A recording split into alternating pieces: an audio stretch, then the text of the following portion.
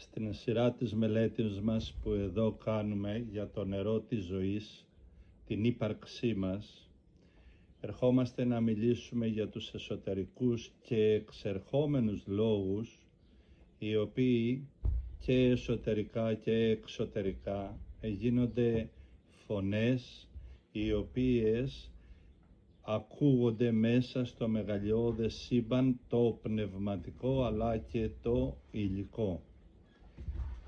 Για πολλούς που απορούν για πολλά πράγματα του πνεύματος, θα ήθελα να δείξω απ' αρχής ότι οι αιώνιες αλήθειες που εκφράζονται δεν πιστοποιούνται από το πόσο πολλοί θα τους δεχτούν αυτούς τους λόγους, πόσοι θα τους τιμήσουν ή πόσοι θα ωφεληθούν ή πόσοι θα στραφούν εχθρικά προς αυτούς. Οι αιώνιες αλήθειες και οι αιώνιοι λόγοι έχουν κύρος, το οποίο δεν υπόκειται στην ποσότητα ή ακόμα και στην ποιότητα κάποιον, ακόμα και όταν αυτή είναι υψηλή, αλλά ελεύθεροι αναγγέλουν την δύναμη εκείνης της ζωής, την δύναμη εκείνη η οποία δίνει την ζωή.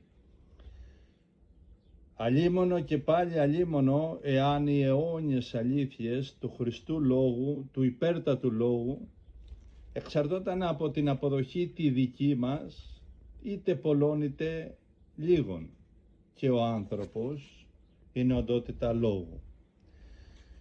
Ο άνθρωπος δεν δύναται να αλλάξει προς οποιαδήποτε κατεύθυνση, εάν κρατήσει το λόγο που μέσα του έχει, θα είναι πάντοτε ο ίδιος. Και κανείς δεν μπορεί να παραμείνει ποτέ ο ίδιος εάν αλλάξει τους λόγους που μέσα του έχει και αν υπηρετήσει καινούριους λόγους και εκφράσει άλλα επίπεδα καινούρια ζωής. Ο εσωτερικός λόγος των ανθρώπων είναι το πραγματικό του είναι.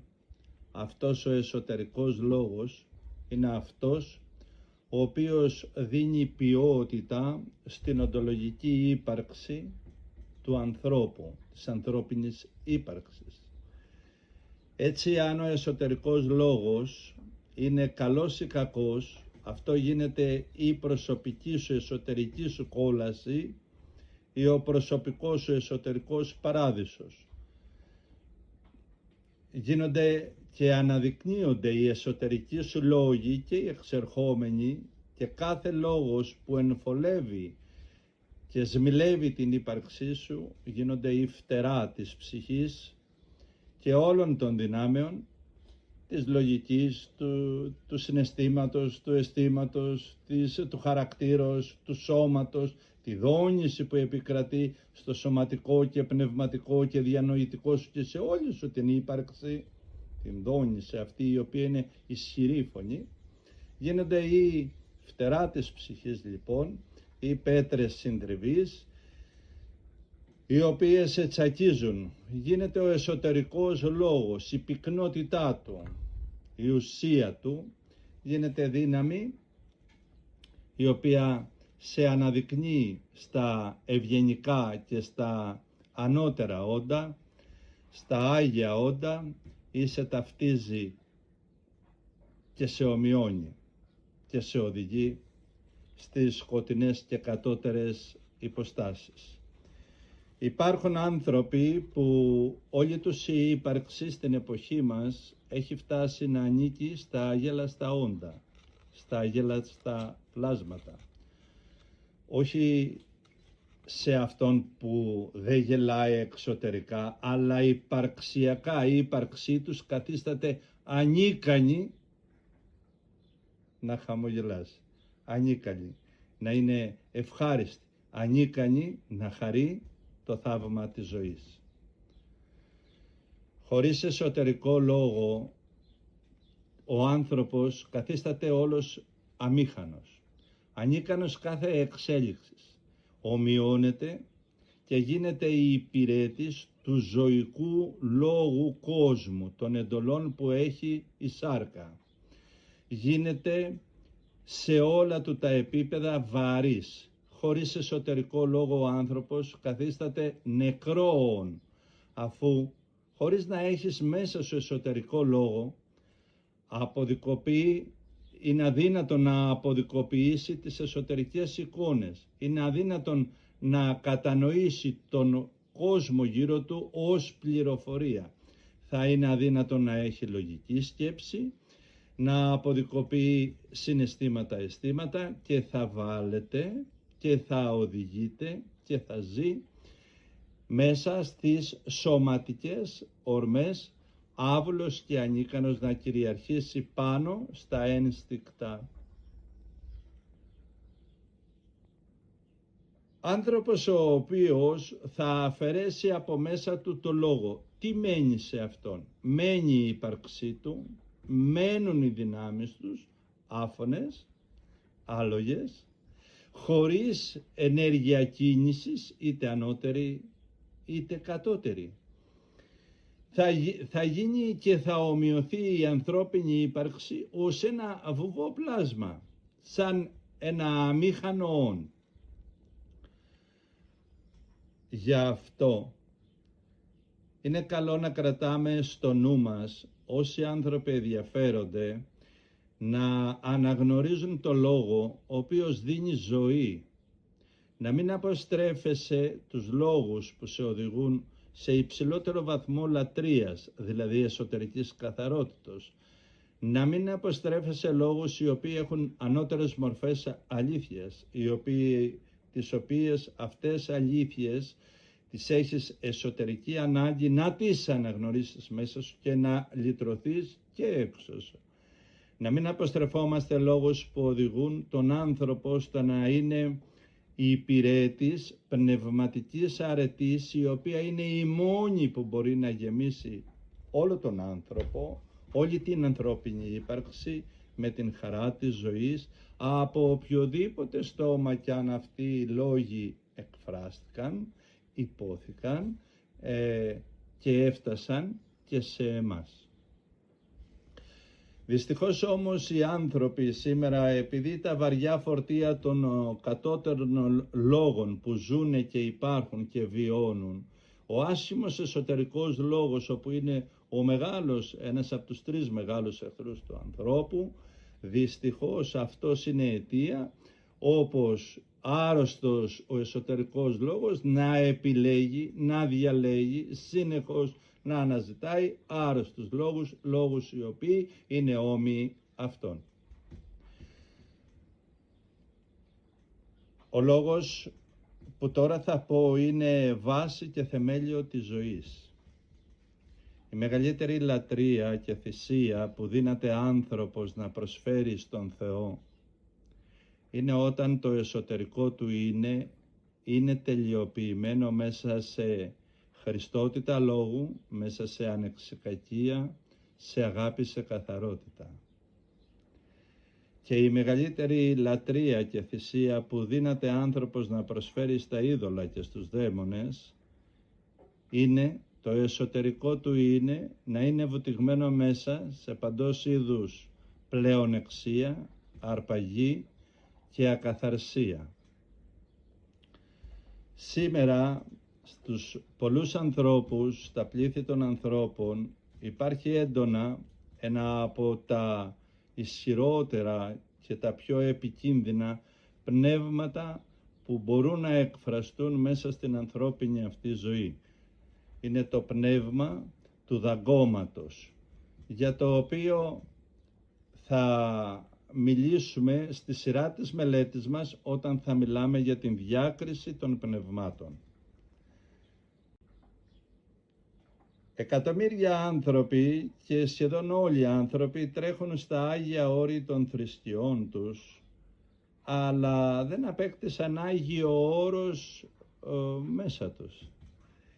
Για αυτούς τους ανθρώπους ισχύει αυτό που είπε ο Χριστός: αυτοί έτρεξαν και αυτοί δεν έφτασαν. Διότι είναι καλό να πηγαίνεις σε κάθε Άγιο μέρος, αλλά θα αναδειχθεί πράγματι καλό όταν και εσύ υπαρξιακά το όρος σου, η ύπαρξή σου αποκτήσει και γίνει Άγιο Όρος εσωτερικά, στο νου, στην καρδιά και στον εξερχόμενο λόγο.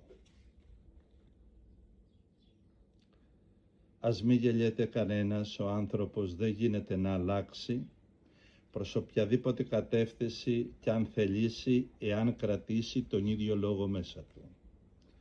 Κανείς δεν μπορεί όμως να παραμείνει ίδιος όταν αλλάξει, όταν δεχτεί, όταν εργαστεί, όταν γίνει υπηρέτης ενός άλλου λόγου.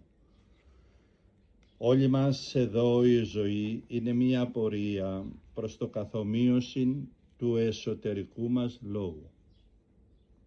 Ο άνθρωπος είτε το θέλει, είτε δεν τον θέλει, είτε το παραδεχτεί, είτε όχι, όλος ο άνθρωπος είναι το απόσταγμα του λόγου, των λόγων που μέσα του έχει ενσαρκώσει.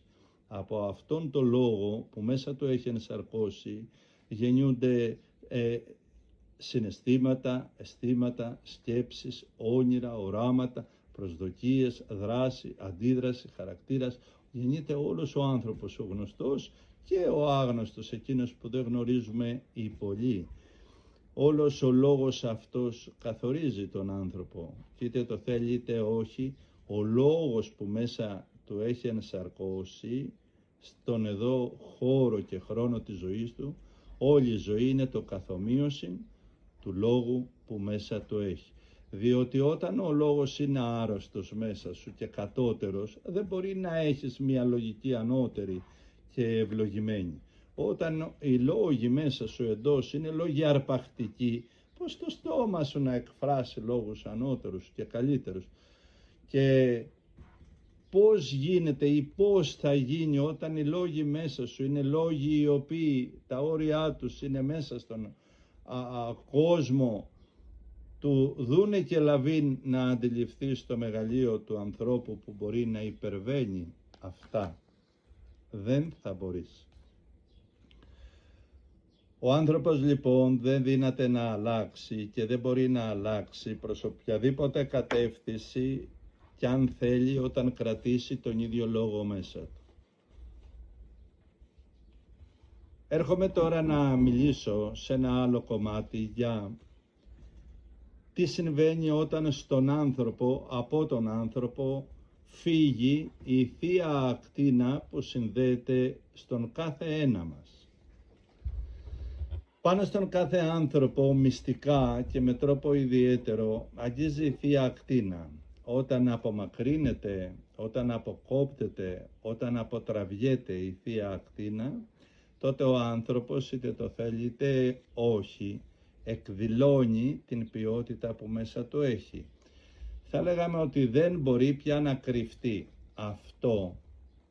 αυτή η κατάσταση, είναι και λέγεται μερική κρίση.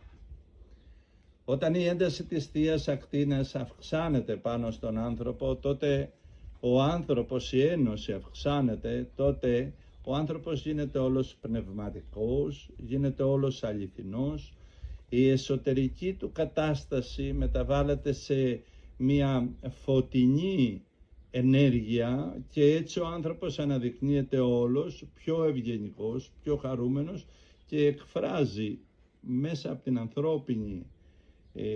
ανθρώπινες δυνάμεις του, εκφράζει περισσότερη ενέργεια ζωής, περισσότερη κοινωνία, μετοχή προς τη ζωή. Εκεί είναι η αυξημένη ανθρωπιά. Εκεί θα δεις την συγχωρητικότητα σε μεγάλο βαθμό. Εκεί θα δεις την ενέργεια αυξημένη προς κάθε τι το ωφέλιμο. Όταν το ανθρώπινο εσωτερικό μεγαλείο εμφανίζεται πάνω στον άνθρωπο, η ανθρωπιά όπως λέμε, εκεί μέσα στην αυξημένη ανθρωπιά φαίνεται και η παρουσία του Θείου Πνεύματος, της βαθύτερης ένωσης του ανθρώπου με την Θεία Ακτίνα.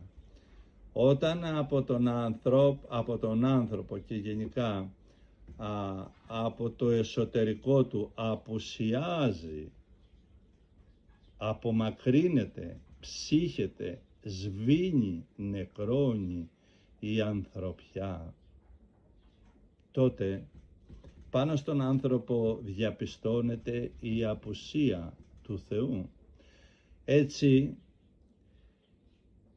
είναι ολοφάνερο ότι οι άνθρωποι που έχουν αυξημένη ανθρωπιά, αυξημένη πνευματική αρετή, αυξημένη, τότε φανερώνεται πολύ έντονα, πλησίον η δύναμη του Θεού. Αποκαλύπτεται κάτι πάνω από την φυσική αρετή, αποκαλύπτεται κάτι περισσότερο από την δύναμη του ανθρώπου. Είτε αυτό το ονομάσουμε χάρη, είτε αυτό το ονομάσουμε καλλιεργημένη αγάπη, είτε αυτό το ονομάσουμε υπέρβαση του μικρού εαυτού μας, όπως και με κάθε τρόπο και αν το ονομάσουμε, παρουσιάζεται ο άνθρωπος πιο υπέροχος, πιο αληθινός, πιο άνθρωπος.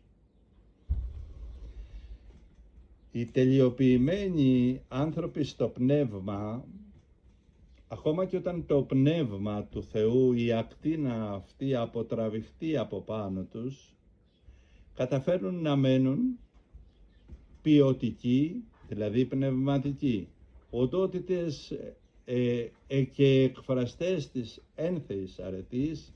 Διαπιστώνουμε να υπηρετούν, ακόμα και όταν τραβηγέται η Θεία Ακτίνα, διαπιστώνουμε να υπηρετούν ανώτερους νόμους, ανώτερη σοφία, έναν πραγματικά άνθρωπο που υπερβαίνει τις φυσικές καταστάσεις, που υπερβαίνει τις τραγικές καταστάσεις που συμβαίνουν γύρω του και αναδεικνύεται ο άνθρωπος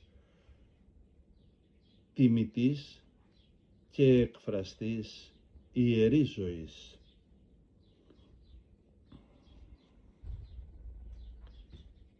Αυτό που είπα ότι παραμένουν πνευματικοί, στην πραγματικότητα είναι η εμπειρία που απέκτησαν με την επαφή τους με την Θεία Χάρη.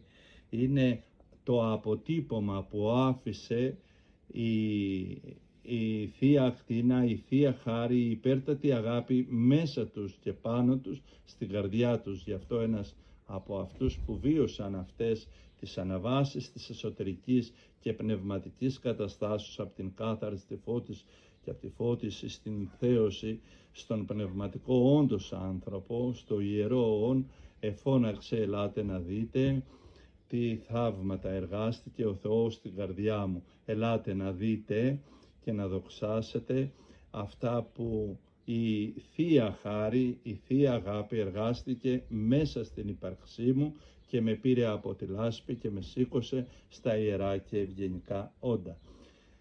Μπορούν και παραμένουν ενώ έχει φύγει η Θεία Ακτίνα ή έχει αποτραβηχτεί, φαίνεται ολοκάθαρα επάνω τους αυτό το ανώτερο που στην πραγματικότητα είναι το πραγματικό κέρδος που αποκόμισαν από την σχέση και την σύζευξη με την Θεία Ακτίνα. Είναι η σφραγίδα που πιστοποιεί την καλή σχέση με το πνεύμα της ζωής, με το πνεύμα του Θεού, με το ιερό όν.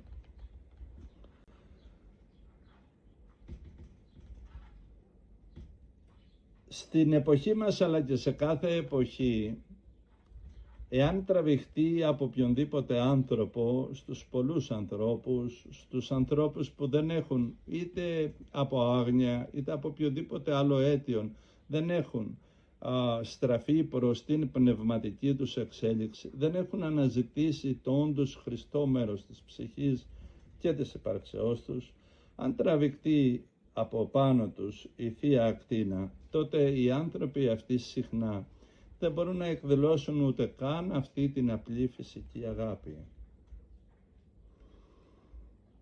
Στη ζωή των ανθρώπων υπάρχει ο δρόμος των ανθρώπων, η κοσμική διαδρομή, υπάρχει ο δρόμος του νου, αναλόγως τις ροές που ακολουθεί. Είναι άλλο να ακολουθείς το νου ιερών ανθρώπων, άλλο το νου του κόσμου, άλλο το νου του εμπορίου, άλλο το νου των χαοτικών. Υπάρχει ο νους της καρδιάς, υπάρχει ο δρόμος της καρδιάς, αλλιώς είναι ο δρόμος εκείνος που υπαρξιακά είτε το θέλεις είτε όχι, γίνεσαι ένα και όμοιος με ανάλογα πλάσματα. Όταν η καρδιά σου είναι καρδιά κακίας, εγωπαθητική, αρπαγής, είσαι δρόμος αρπαγής, είσαι δρόμος τέτοιος και ανήκεις σε αυτούς τους δρόμους. Υπαρξιακά γίνεσαι όλος δρόμος που πάνω του περνάνε τα πλήθη των όμοιων καταστάσεων, των όμοιων όντων.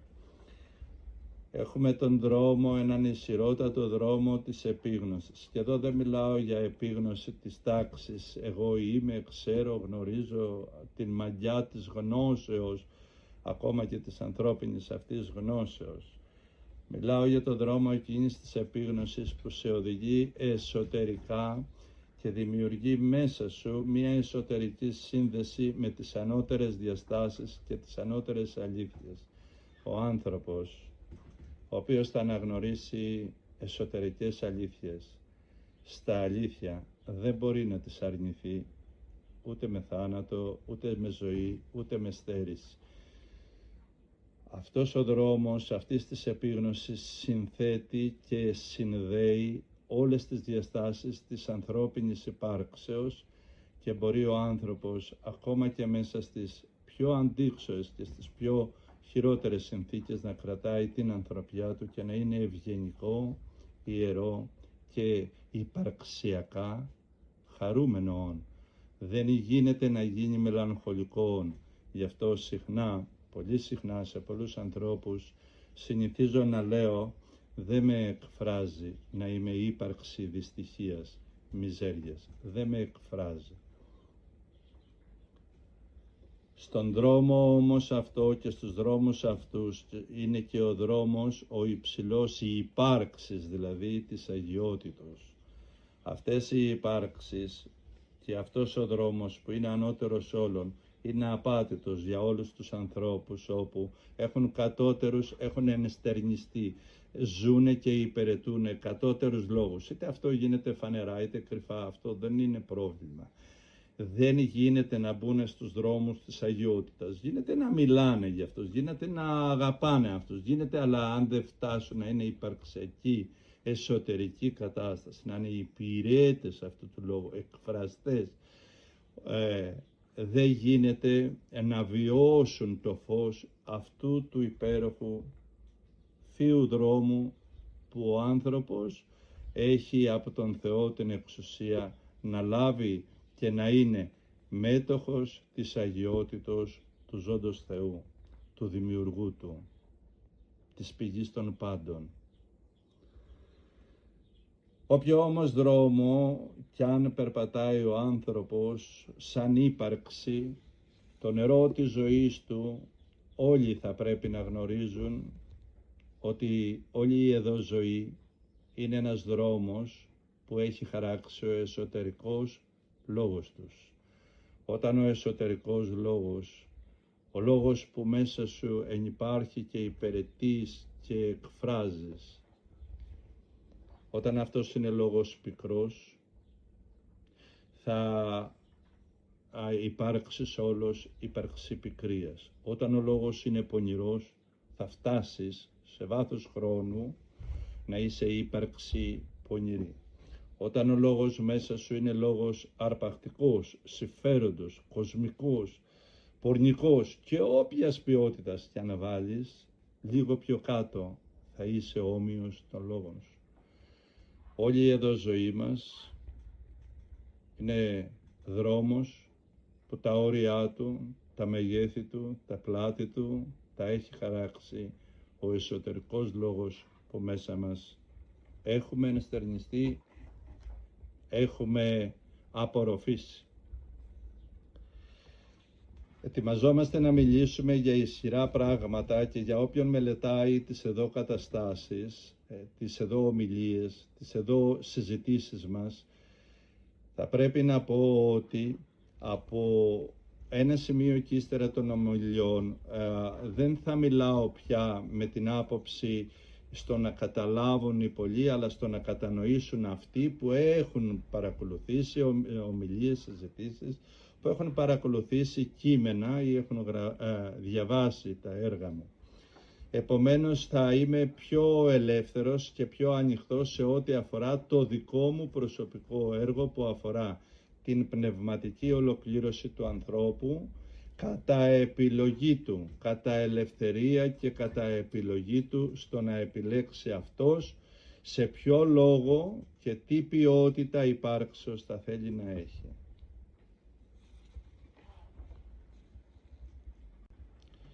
Στον εδώ χρόνο της ζωής μας υπάρχουν πολλοί άνθρωποι που δεν δέχονται καθόλου τις δυνάμεις της ανταπόδοσης.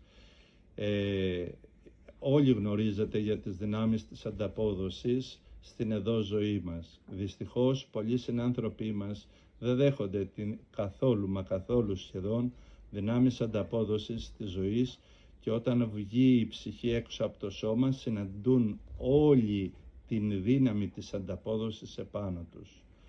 Το ότι δεν δέχονται την ανταπόδοση της ζωής του Θεού στον εδώ χρόνο της ζωής τους, αυτό είναι άκρα επικίνδυνο και φοβερό, γιατί αυτό τους κάνει θρασείς, τους κάνει αδιάφορους, εγωπαθητικούς και συνεχίζουν να προχωρούν στο δρόμο τους ανυποψίαστοι, γιατί σκέπτονται τόσα που έκανα, τίποτα δεν έπαθα, τόσα που είπα και ψέματα και εκείνα και απάτες και τι είναι, μια χαρά περνάω. Με αποτέλεσμα να οδηγούν οι ίδιοι τον εαυτό τους στο στόμα του λύκου. Οι άνθρωποι αυτοί καταδικάζονται μέσα στην κακή εσωτερική τους ποιότητα. Όταν η ψυχή βγει από το σώμα, τότε αυτόματα νερυπείο οφθαλμού η ψυχή δονοποιείται μέσα στην οντολογική ποιότητα του ανθρώπου. Όλα, άνθρωπε μου, εδώ θα περάσουν, τα πάντα θα περάσουν και όλα όσα έχεις θα αποσχηματιστούν από σένα, θα βγουν από σένα, τα σπίτια σου, οι ιδέες σου, οι αντιλήψεις σου, τα πάντα θα φύγουν, τα παιδιά σου όλα θα παραμερίσουν και θα μείνεις εσύ. Τι οντότητα είσαι, τι ύπαρξη είσαι. Σε αυτό, στο τι είσαι, τι ύπαρξη, τι οντολογική ποιότητα είσαι, η ψυχή σου θα αιωνίως, θα κλείσει, θα αυτοκλειστεί μέσα σε αυτή την ποιότητα. Γι' αυτό αν βγεις έξω από την ζωή, έχοντας μια οντολογική ύπαρξη πονηρή, η ψυχή όλη θα αυτοκλειστεί μέσα σε αυτήν την πονηρή σου ενέργεια, μέσα σε αυτή σου την πονηρή ποιότητα. Εάν όντως είναι καθαρή και εξαγνισμένη και φωτισμένη, τότε η ψυχή θα εισέλθει μέσα στο εσωτερικό προσωπικό σου φως. Υπάρχουν άνθρωποι οι οποίοι, μιλάω για τη δύναμη λίγο της ανταπόδοσης, η εσωτερική ποιότητα του είναι τους εδώ στην ζωή αυτή, δέχονται μεγάλο μέρος της ανταπόδοσης της ζωής του Θεού και έτσι με την έξοδο από το σώμα τους ευνοούνται πνευματικά τόσο όσο ανταπόδοση δέχτηκαν στην εδώ ζωή τους. Εκεί η ψυχή τους σώζεται, αλλά σώζεται σαν κάποιος να τρέχει μέσα σε φωτιές και να σώζεται μεν, αλλά περνώντας μέσα από το τρόμο, το άγχος, το στρες αυτής της πυρήνης εσωτερικής και εξωτερικής φωτιάς που θα τον συμβεί. Με βάση λοιπόν την εσωτερική ποιότητα που άλλοι άνθρωποι έχουν και υπάρχουν και δέχονται υπαρξιακά απευθείας την ανταπόδοση του Θεού, της ζωής, της δυνάμεις της ανταπόδοσης των εδώ χρόνων της ζωής τους αστραπία. Αμέσως αυτή είναι οι Άγιοι και καθορίζεται από την καθαρότητα. Ο καθαρός άνθρωπος θα δεχτεί την ανταπόδοση εδώ. Και ο καλός άνθρωπος θα δεχτεί την ανταπόδοση. Και ο προχωρημένος θα τη δεχτεί την ανταπόδοση. Και ο ιερός θα τη δεχτεί. Και ο Άγιος θα τη δεχτεί. Ακαρία, αστραπίος. Πριν ακόμα σκεφτεί θα ελεγχτεί. Γι' αυτό ενώ προχωρούν στο δρόμο της τελειότητας γίνονται πιο τέλειοι και πιο καθαροί, γιατί στιγμής αυτό ελέγχονται πριν τολμήσουν, πριν διανοηθούν. Είναι μέσα η θεία, η ένθεη διάσταση, και αν υπάρχει και ο ιερός επισκέπτης, εδώ πάμε σε μεγάλα επίπεδα καθαρότητας, δέχονται τις δυνάμεις της ανταπόδοσης αστραπίας στον χρόνο της εδώ ζωής τους. Αυτό έχει σαν αποτέλεσμα, όταν η ψυχή βγαίνει από το σώμα, συνοδεύεται από φοβερούς, ισχυρούς, φωτεινούς Αγίους Αγγέλους, προστατευτικές ανώτερες δυνάμεις, ένθεες διαστάσεις. Η ψυχή έρχεται στον προσωπικό πυρήνα της, δηλαδή στην οντολογική της ποιότητα, η οποία είναι και καθαρμένη, χωρίς δυνάμεις ανταπόδοσης, και ο άνθρωπος θριαμβευτικά και χαρούμενα οδηγείται στο δημιουργό του. Πολλές φορές στον χρόνο της εδώ ζωής οι άνθρωποι, μη ξέροντας, μπερδεύουν και συχνά παραπονιούνται στον Θεό και διαμαρτύρονται, γιατί μου συμβαίνει αυτό, γιατί μου συμβαίνει εκείνο, γιατί μου συμβαίνουν εμένα όλα αυτά. Αυτά βεβαίως είναι ανθρώπινα και πρέπει να συμβαίνουν μέχρι ένα βαθμό. Όμως ας αποφεύγεται ο βαθμός γογγισμού για πράγματα που αφορούν πράγματα τα οποία έχουμε κάνει. Όταν εσύ ή ο κάθε εσύ εκφράζεις οργές, θυμούς, τραγικότητες και γίνεσαι ύπαρξη τέτοια, προς τι να διαμαρτύρεσαι? Όταν εσύ είσαι συνεχώς με κατάκριση, με άσχημα λόγια, με αρπαγή, με κλεψιές, με παντός είδους κλεψιές, όταν κλέβεις το ιερό κομμάτι σου, σου είναι τόσο δύσκολο να σηκώσεις τον καρπό που εσύ ο ίδιος στην ύπαρξή σου ως δέντρο φυτεύεις? Οι δυνάμεις της ανταπόδοσης είναι εύνοια για όλους τους ανθρώπους, αλίμονο στον άνθρωπο που δεν δέχεται εδώ στη ζωή του έστω και τις απαλές και απλές ενέργειες ανταπόδοσης της ζωής. Έρχομαι τώρα προς το τέλος για να δείξω ότι ο άνθρωπος, όλος ο άνθρωπος είναι εσωτερικός λόγος. Ο εσωτερικός αυτός λόγος είναι όλη η ζωή του εδώ. Υπαρξιακά ακολουθείς τον δρόμο και γίνεσαι δρόμος του ίδιου λόγου. Ο λόγος χαράζει μέσα σου όλη σου τη ζωή, όλο σου τον πυρήνα. Πολλές φορές οι αντίξωες συνθήκες στα γεγονότα της ζωής των ανθρώπων οδηγούν πολλούς ανθρώπους στο να συλλάβουν και να κατανοήσουν όλα όσα στη ζωή εργάστηκε ο ανώτερος πνευματικός λόγος μέσα τους, και παρά το δύσκολο τόνο καταστάσεων υπάρχουν άνθρωποι οι οποίοι όταν συλλάβουν ότι μέσα από και τις ευκολίες αλλά και τις δυσκολίες υπάρχει κάτι ανώτερο, ένας ανώτερος λόγος που τους μυσταγωγεί, τους έδινε δυνάμεις εξέλιξης, εκεί η χαρά είναι ατέλειωτη, γιατί ο άνθρωπος λυτρωμένος από το καλός και κακός, μικρός και μεγάλος, τίμιος και άτιμος, κατευθύνεται, στρέφεται προς την πνευματική εσωτερική του εξέλιξη. Εκεί ξεκινάει η ιερή σιωπή του λόγου. Γι' αυτό είναι ωραίο κάθε άνθρωπος να κατανοήσει. Οι αιώνιες αλήθειες δεν πιστοποιούνται από τους παλούς ούτε από τους λίγους. Παραμένουν αιώνιες και οι άνθρωποι οι οποίοι άρχισαν να αναγνωρίζουν, άρχισαν να αγαπούν, γίνονται υπερέτες σε αιώνιες αλήθειες ζωής, τότε ένας ατέλειωτος χορός, μια ατέλειωτη γιορτή, μια ατέρμονη και απίστευτη μελωδία, ένα φως υπέροχο μέσα τους ξεκινάει και αναβλύζει.